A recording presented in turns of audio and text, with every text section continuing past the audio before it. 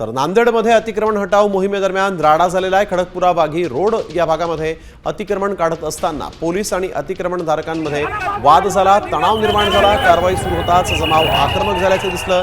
पोलिसांनी मग लाठीचार्ज करून ही गर्दी पांगवलेली आहे। या घटनेमुळे परिसरात सध्या तणाव असून मोठ्या प्रमाणावर पोलिसांचा बंदोबस्त तैनात करण्यात आलेला आहे। नांदेडमध्ये पोलिसांनी जमावावर लाठीचार्ज केला। अतिक्रमणाला विरोध करणाऱ्या अतिक्रमण विरोधी पथकाला विरोध करणाऱ्यांवर हा लाठीचार्ज झालेला आहे।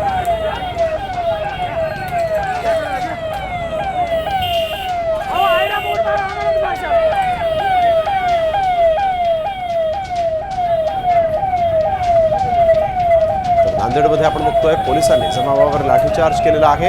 अतिक्रमण काढण्यासाठी इथे अतिक्रमण विरोधी पथक आलं होतं, पोलीस आले होते आणि त्यांना विरोध करत असताना या ठिकाणी मोठा जमाव जमला होता आणि मग मात्र या जमावावर नियंत्रण मिळवण्यासाठी पोलिसांना लाठीचार्ज करण्याची वेळ आलेली आहे। पोलिसांनी लाठ्या उगारताच मात्र हा आक्रमक झालेला जमाव पांगलेला आहे। संपूर्ण परिस्थितीवर पोलिसांनी नियंत्रण मिळवलेलं आहे। संजय सूर्यवंशी आमचे प्रतिनिधी आपल्यासोबत फोन लाईनवरून जोडले गेलेले आहेत। संजय, काय अधिकची माहिती आपण बघतोय? पोलिसांना या जमावावर लाठीचार्ज करावा लागलाय।